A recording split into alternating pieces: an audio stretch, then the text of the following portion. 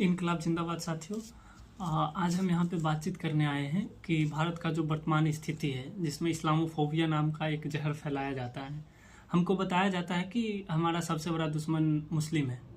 तो इस तरह की जहर क्यों फैलाया जाता है? और ये आज से नहीं, ये जो भारत का जो सरकार है, हिंदुत्ववादी ब्राह्मणिकल जो फासिज्म सरकार है, वो उसका मोटो ही यही है। ये 1992 से ही नहीं, उससे पहले से भी उसका राजनीति एजेंडा ही यही रहा है और इसी के आधार पे वो राजनीति करता है।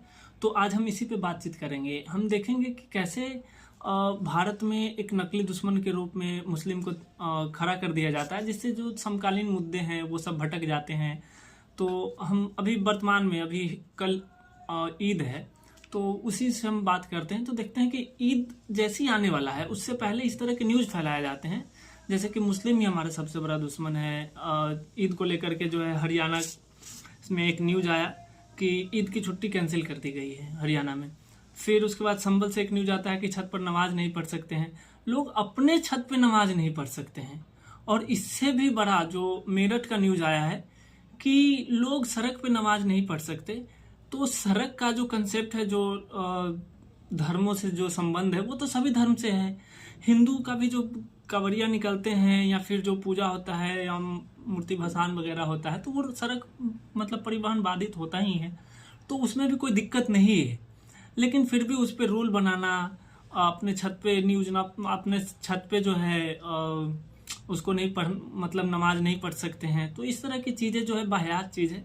और साथ ही ये जब भी कोई पर्व आता है, अभी होली से पहले कुछ इस तरह की न्यूज आ रही थी कि उसी दिन रमजान है, उसी दिन रमजान का मौसम, रमजान का सीजन था और होली उसी के बीच था, जुम्मा था। तो इस तरह का जब कम्बिनेशन बनता है या फिर जब भी कोई पर्व आता है, तो इस तरह की चीज़ें जोरों शोरों से आती है। और इसमें न सिर्फ नेता ही बल्कि पुलिस प्रशासन भी इसमें शामिल है। यहाँ तक कि कोर्ट कचहरी से भी सपोर्ट मिलता है इस तरह की चीज़ों को। और साथ ही हम देखते हैं कि लव जिहाद, वक्फ जैसे जो बिल आते हैं, वो पूरी तौर पे मुस्लिम को हमारा दुश्मन मतलब घोषित करने पे या फिर बनाने का कोशिश करती है। बनाती कोशिश ही नहीं बल्कि बना देती है। और देखते हैं कि एक बहुत बड़ा तबका जो बेरोजगारों का है, जो शोषितों का है, वो उसी के लिए उसी में उलझ के रह जाता है।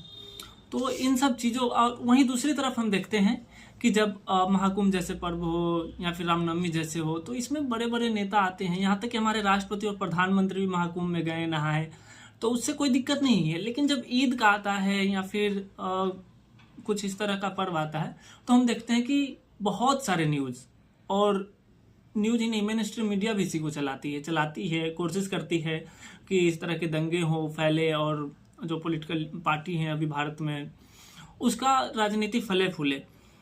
और जो एक्टिविस्ट हैं, खासकर जो मुस्लिम एक्टिविस्ट हैं, उनको बरसों से जेल में रखा गया है। 4 साल से रखा गया, उस पर एक भी बेल नहीं हुआ, न ट्रायल हुआ है, कुछ नहीं हुआ है। जिसमें शर्जील इमाम का नाम आता है, उनको अभी घोषित कर दिया गया है कि उनका जो स्पीच था हेट स्पीच था। प्लस में जो उमर खालिद है, उस पर तो अभी तक कुछ नहीं हुआ है, जो जम्मू कश्मीर के जर्नलिस्ट है। और भी इतने तमाम राजनीतिक कार्यकर्ता है जिनको जेल में रखा जाता है। और साथ ही जब भी कुछ इस तरह का पर्व आता है, रामनवमी, होली, तो बहुत सारे भीड़ के द्वारा यानी मॉब के द्वारा जो है मुस्लिमों को लिंच कर दिया जाता है। तो इस तरह की चीज़ें, और उस पर कोई सवाल भी नहीं आता, कोई सवाल भी नहीं उठाता है। क्यों? क्योंकि वो मुस्लिम है, वो भी हमारे देश का नागरिक है और वो उसको भी उतना ही अधिकार संविधान ने अधिकार दिया है जितना कि एक हिंदू को दिया है। भारत धर्मनिरपेक्ष राष्ट्र खुद को बोलता है, लेकिन कहीं से भी नहीं दिख रहा है। और जो भारत की राजनीति है वो सिर्फ और सिर्फ हिंदुत्व को बढ़ावा देती है। उसमें भी जो ब्राह्मणिकल स्ट्रक्चर है उसको बढ़ावा देती है। जो ये हायरार्की बना हुआ है ब्राह्मणिकल स्ट्रक्चर का, उसको बढ़ावा देती है। और उसमें भी सिर्फ अपर कास्ट और अपर क्लास के लिए ही ये सरकार काम करती है। तो साथियों, वर्तमान की जो स्थिति है, इसको समझते हुए हमको सही दिशा में और जो सही लड़ाई है उससे नाता जोड़ना है और रेवोल्यूशनरी संगठन से जुड़ करके हमको आगे बढ़ना है।